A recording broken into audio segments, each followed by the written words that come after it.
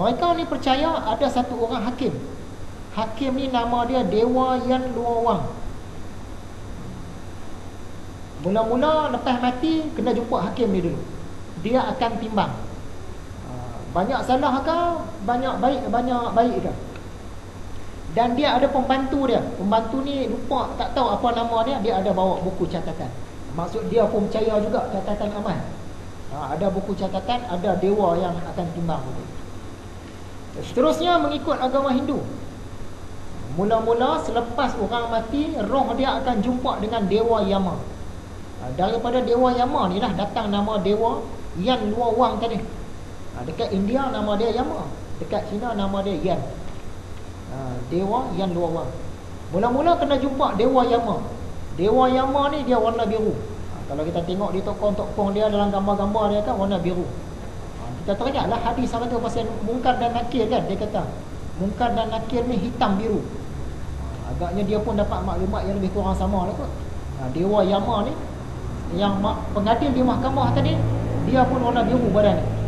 Dia mengadili semua manusia. Dia pun ada pembantu nama dia Citragupta. Pembantu dia ni yang tukang catat. Maksud dia pun percaya kitab amal juga. Orang di China dan Jepun pun percaya kewujudan Dewa Yama. Orang Cina sebut Yan, yang tadi lah Yan Luowang. Orang Jepun sebut sebagai Emma. Antara siksaan dalam neraka ikut agama Hindu ialah direbus dalam lautan minyak mendidih dan dicambuk, dipukul dengan cemeti terus menerus dengan cambuk yang berduri. Dunia atas disebut syurga, dunia bawah disebut neraka. Daripada perkataan inilah kita pakai syurga neraka. Orang Hindu kalau mati diharapkan dapat naik atas lah. Maksudnya syurga. Dia tak mau turun bawah. Bawah tu neraka. Ikut agama lama Mesir,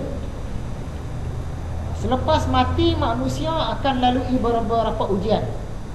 Fir'aun dulu kan, pemerintah Mesir sebelum Fir'aun pun kena ujian juga. Yang jadi ketua mahkamah dia tu Dewa Anubis. Dalam filem-filem kita tengok filem The Mummy ke apa ke, dia ada gambar badan manusia, kepala dia tu kepala macam serigala, warna hitam. Itu Dewa Anubis. Dewa Anubis ni yang akan jadi ketua hakim. Maksud dia mereka pun percaya ada hisab di sana. Kemudian Dewa Anubis akan letakkan timbangan. Dia lukis timbangan tu macam dacing tu lah. Timbangan ni diletakkan pada hati manusia. Itu gambaran dia sebenarnya. Bukan dia nak timbang hati tu berat setara mana, baik kita, jahat kita setara mana.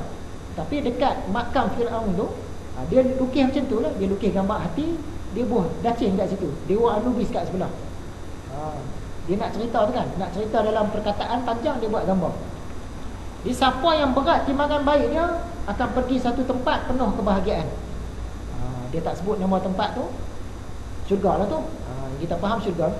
Siapa yang berat timbangan jahat dia akan masuk ke tempat penuh siksaan neraka. Yang terakhir, ada lagi, bukan terakhir, ada lagi. Menurut agama lama Norse, Norse ni orang Nordik. Orang Nordik ni orang apa ni? Ringkas cakap orang Viking lah.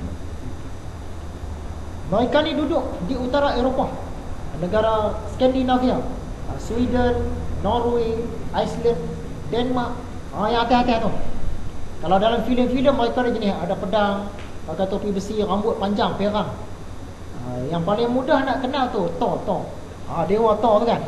Thor tu dia salah satu dewa orang Norse.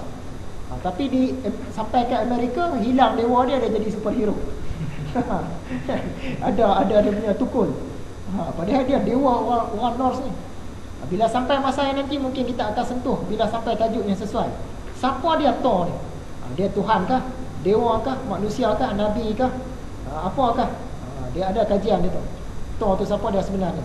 Bukannya macam dalam filem tu.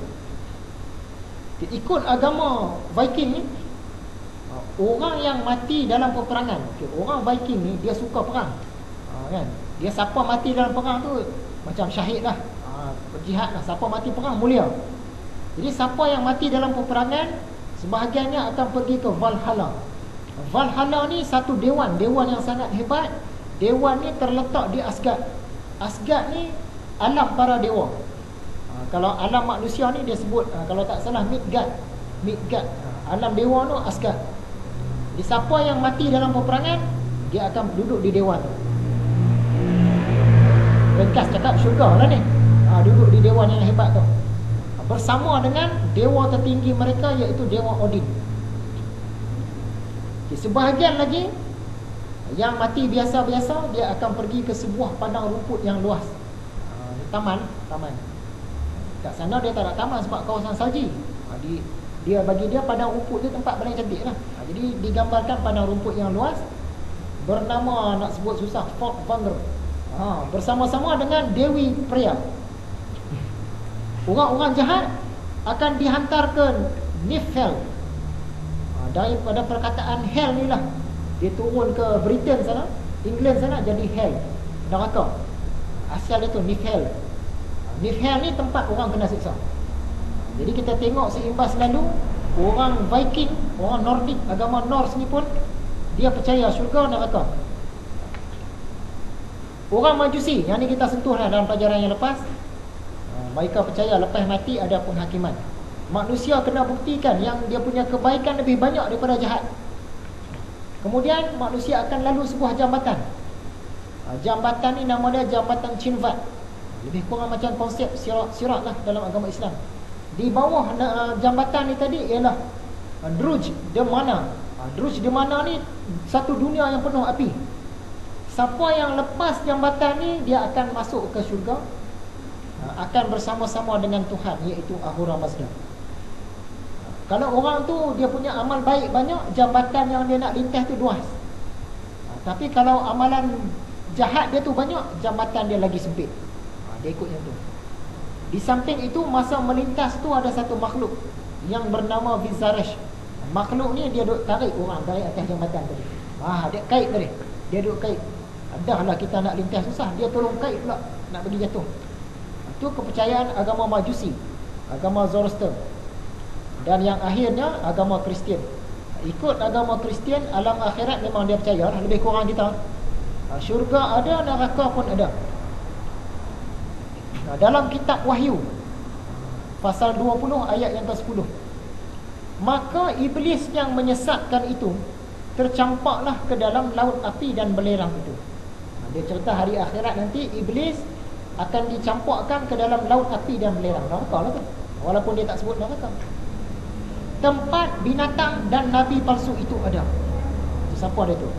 Tempat binatang, tempat makhluk. Ni tak tahu makhluk apa, macam-macam perbincangan. Dan nabi palsu. Nabi palsu ni kata sebahagian orang Dajjal. Maksudnya di dalam neraka tu, iblis pun masuk dalam tu, Dajjal pun masuk, dan ada satu makhluk. Makhluk apa saya tak tahu. Maka mereka akan disiksa siang malam selama-lamanya. Ini dalam Bible. Maksudnya ada alam akhirat. Kitab Wahyu pasal 20 ayat 12. Lalu aku lihat semua orang mati, orang yang dah mati, besar kecil, berdiri di hadapan Arash, dan segala kitab pun dibukalah. Maksudnya di mahsyar ni, orang yang mati, besar ke kecil ke, semua hidup balik, berhimpun di satu tempat. Masa tu kitab-kitab amal dibuka. Dan dibukakan pula sebuah kitab yang lain, iaitu kitab kehidupan. Maka segala orang yang mati itu dihukumkan menurut segala perbuatannya yang tersurat dalam kitab-kitab itu.